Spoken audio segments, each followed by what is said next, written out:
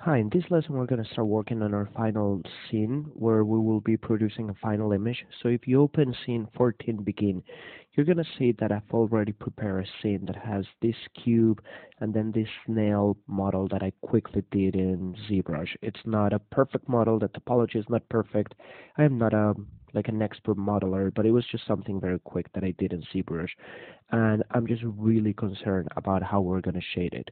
We also have our dome light, we have like a side light, a main light, and a camera that we will be using. So let's start by opening our Hypershade, and we're going to start just paying attention to this snail shell. We're going to work first on the snail shell, then on the body, then on this like um, trail that it leaves, and then here in this part.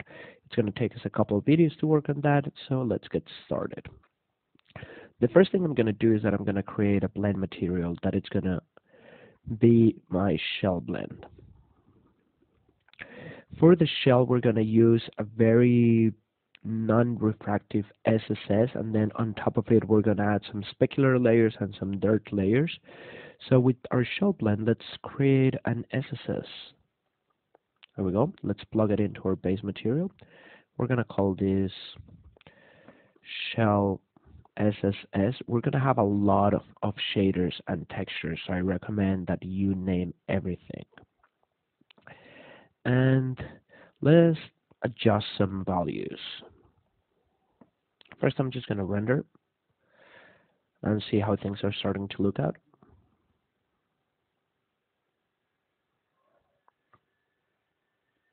Okay, I'm going to cancel this. I'm going to select my region, and I need to, there we go, apply my shader to my model, re-render. I just want to pay attention to this region. So it's doing that first pre-pass, and then it's going to render it. As you can see, it's really nice. This is just the way it comes out. So the first thing we're going to change is we're going to start adding some color. I have prepared a set of textures for all the shaders that we're going to use. These were textures that I painted, and it's not a texturing tutorial. That were painted both in Substance and Photoshop and things like that, but I've prepared everything. So let's come and create a file. Just bring the file node.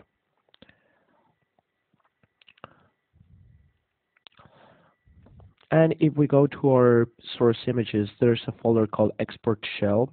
That's because that was the name of the project I was using. So if you open it, you have a lot of textures. The first one we want to pay attention to is in the shell, we want to bring the SSS. And I'm going to duplicate this, connect it to my place texture, and I want to bring, there should be one called diffuse space. Yeah, diffuse space. Okay, so again, let's try to rename everything because we're going to have a lot of textures. Shell SSS file, shell diffuse file. So I'm going to use the SSS here. The first thing I'm going to do is that I'm going to kill the specular because I don't want to see any speculars yet. So I'm going to use my SSS as my subscatter color. Just come and drop it here. There we go. And I'm going to use this one as my filter color, or the overall color, which we talked that it works just as a filtering color. This is my diffuse file, so come and drop it here. Render and see how it looks.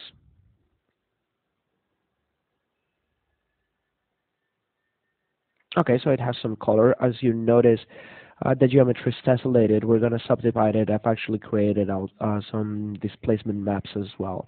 But this sounds good enough. I could actually, let's, I'm just going to take this out and see how it looks just with the SSS. Bring my overall color to some light gray.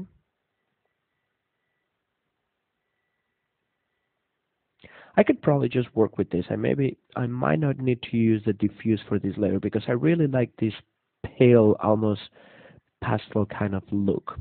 But I'm gonna make this bigger. I want to work a little bit more on the actual subsurface scattering element.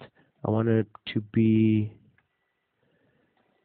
like more scattering. So one of the things I can do is just come and bring my scatter radius to a way larger number, like 35.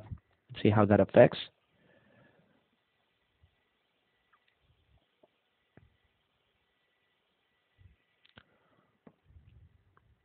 And I'm going to change the model to solid, which is usually like ray trace solid. It's a little bit more advanced than the simple, but it's not refractive as we use with the chocolate. So with this here, let's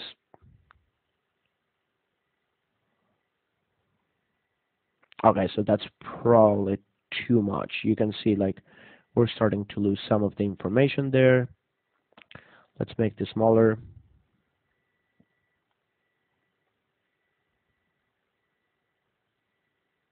That looks a lot better. We can always like fix some of this with our sampling. It's definitely a sampling issue, but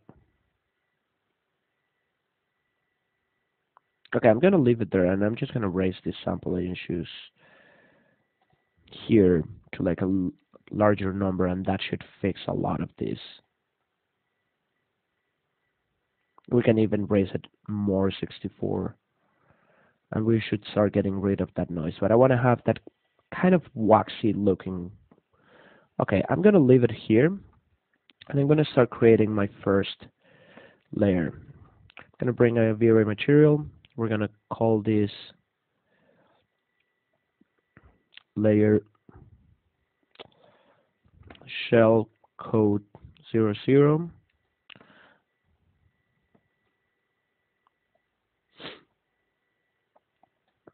I'm going to bring it here, and I'm going to connect this on top of it. I'm going to create some specularity, so sampler info,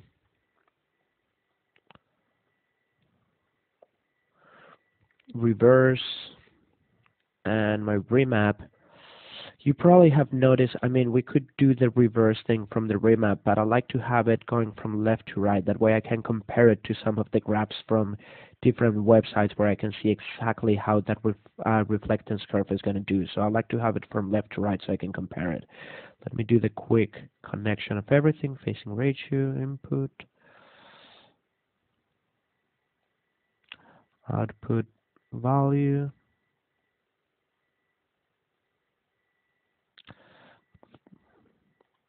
Good. Let's bring this to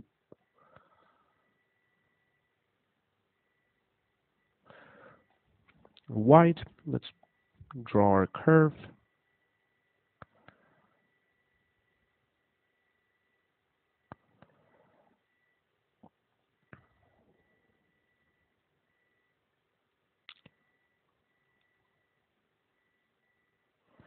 Something like that, like a very common Fresnel curve. That seems to be doing okay. We can always change this to spline to give it like a more curvy result.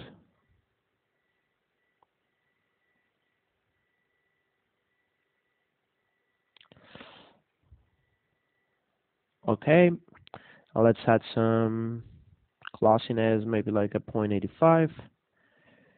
Let's re-render and see how that looks.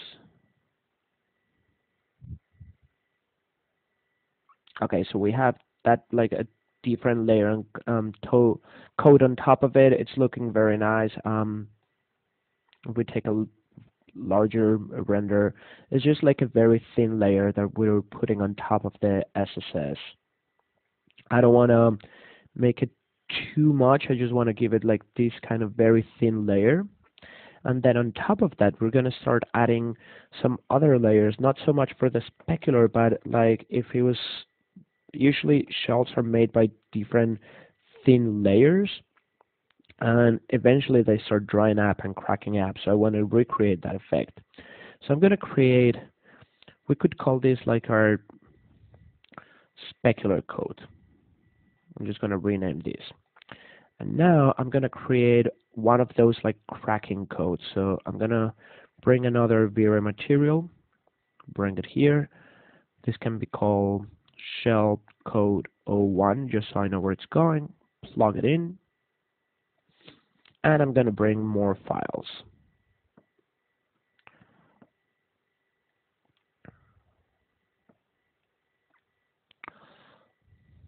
the next file we're going to bring, we have a diffuse code 01 and a diffuse code 02, and we have two masks for that. So I'm going to bring my diffuse code 01. You can see it's like a more scratch and old Word version of that. So we're going to plug it into my diffuse color. And the next thing I'm going to do is that I'm going to duplicate this file, connect my place texture, and I'm going to bring its corresponding mask. There we go. So with this here, let's just make sure shell code 01 file, and we can call this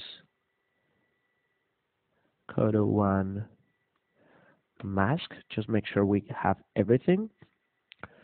So we can use this mask as a control, like as a blend amount for material. Let's just get a render and see how that looks.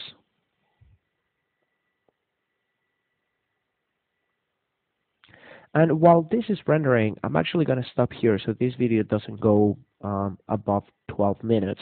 I'm going to stop here. I'm going to save this as 15 begin, and we'll continue on the next video.